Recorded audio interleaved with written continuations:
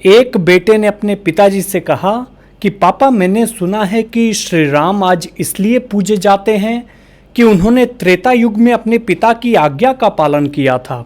भक्त प्रहलाद इसलिए पूजे गए क्योंकि उन्होंने द्वापर युग में अपने पिता की बात नहीं मानी थी। पापा, आप मुझे कृपया ये बताइए कि आपकी मैं आज्ञा का पालन करूं या न करूं। तभी बाप ने कहा कि हे प्रिय पुत्र, ये कलयुग है, हम दोनों के लिए सबसे अच्छा यही होगा कि हम दोनों आपकी माँ की आज्ञा का पालन करें, वरना हम दोनों पूजे जाएंगे। एक कोर्ट में मुकदमा जीतने के बाद जज साहब ने बुजुर्ग को बधाई देते हुए कहा कि बाबा, आप केस जीत गए।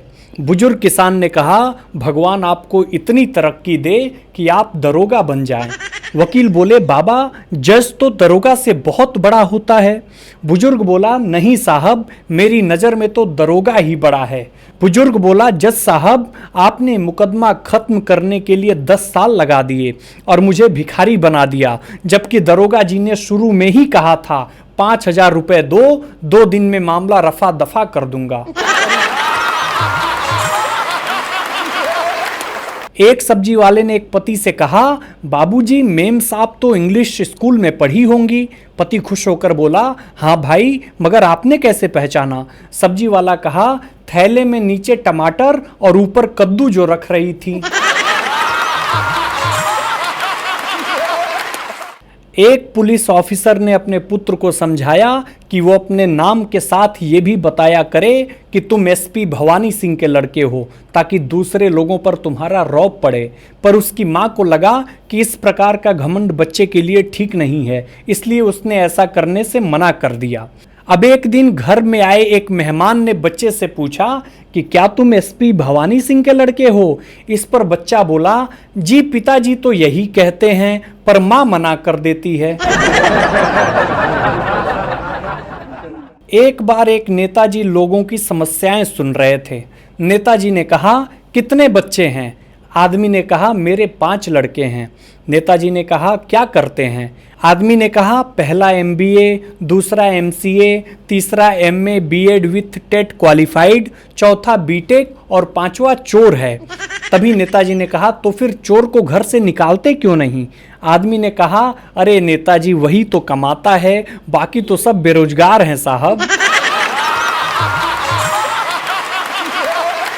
भाई साहब, जब घर में बच्चा पैदा होता है तो माँ कहती है इसकी नाक मुझ पर गई है, पापा कहते हैं इसकी आंख मुझ पर गई है, चाचा कहते हैं इसके बाल मुझ पर गए हैं, मामा कहते हैं इसकी स्माइल मुझ पर गई है, बुआ कहती हैं इसके गाल मुझ पर गए हैं। और वही बच्चा जब जवान होकर लड़की छेड़ देता है तो सब कहते हैं पता नहीं हरामखोर किस पर गया है।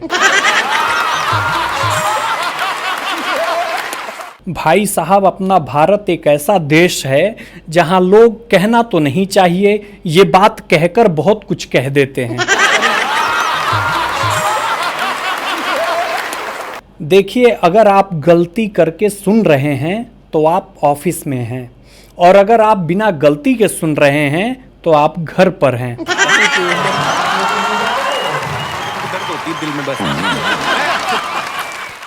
अच्छी बीवी पाने के लिए हर युग में प्रतियोगिताएं होती रही हैं।